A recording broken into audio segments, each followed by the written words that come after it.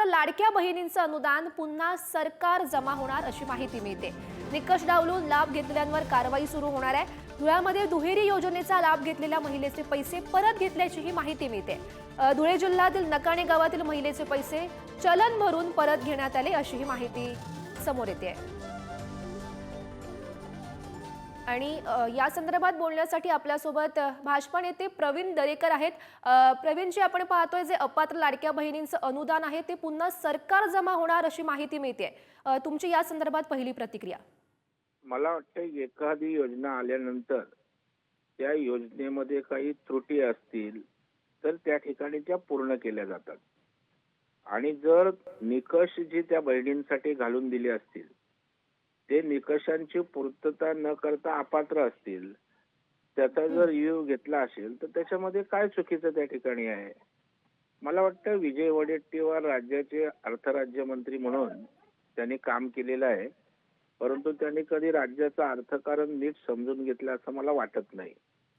आपण सरकार हे काही प्रॉफिट मेकिंग इन्स्टिट्यूशन नाहीये, ती लोकांसाठी काम करणारी संस्था आहे, सरकार आहे आणि त्याच्यामुळे एवढी मोठी योजना राबवत असताना निश्चितच सरकारच्या तिजोरीवर त्या ठिकाणी ताण येतो। परंतु या ठिकाणी जे राज्याचं नेतृत्व देवेंद्र फडणवीस साहेब, अर्थमंत्री अजितदादा आहेत, त्यांना त्या ठिकाणी राज्याचे पैसे कसे उभे करायचे हे नीट माहित आहे। शेवटी लोकांचा पैसा आहे। एकीकडे वडेट्टीवार आणि महाविकास आघाडी त्या ठिकाणी बोलते लोकांच्या पैशाचा अपव्यय नको, ते करत असताना जर ही योजना नीटपणे त्या ठिकाणी काही दोष असतील, दुरुस्त्या केल्या असतील तर त्याच्यासाठी अशा प्रकारचा गवगवा करून राजकीय पोळी भाजायचा प्रयत्न त्या ठिकाणी करता कामा नये।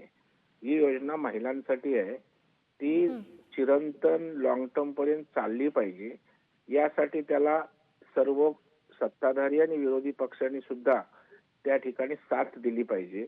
केवळ राजकारणासाठी राजकारण, हे नाही झालं तर दिली नाही तर वेळेत दिली नाही तर आता पैसे आले नाहीत, पैसे आले तर परत घेत आहेत, असं करून संभ्रम निर्माण करून काही विरोधी पक्षाला साध्य होणार नाही।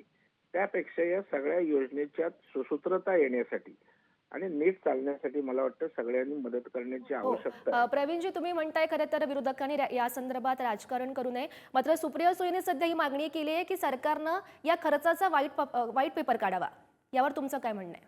काही हरकत नाही ना, सुप्रिया ताईंचं म्हणणं असेल ना तर निश्चितच त्या ठिकाणी सत्यस्थिती आहे ती राज्यातल्या जनतेसमोर त्या ठिकाणी यायला काहीच हरकत नाही।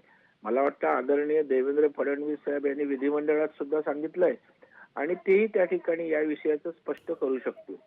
त्याच्यामुळे ज्या गोष्टीमध्ये आमचा प्रामाणिकपणा आहे, ज्या गोष्टीमध्ये पारदर्शिता आहे, स्वच्छ उद्देश आहे, त्याच्यामध्ये अशा प्रकारच्या लफवाछपवी करायचं काही कारणच नाही ना। एखादी योजनेवर समजा 2.5-3 कोटी महिला जर असतील आणि तो घाई गर्दीत त्या ठिकाणी त्या योजना झाल्यानंतर आपण कुठल्याही गोष्टीचा रिव्ह्यू घेतो ना आणि ती योजना सेटल व्हायला काही काळ लागतो ना, आणि एकदा ती सेटल झाली की चिरंतर ती त्या ठिकाणी चालू शकते आणि ती जर त्या ठिकाणी रिव्ह्यू घेऊन योजना ठीकठाक होत असेल तर त्याच्यामध्ये राजकारण करण्याची काय गरज आहे? तुमचा मुद्दा आमच्यापर्यंत पोहोचलाय। धन्यवाद दिलेल्या या माहितीसाठी।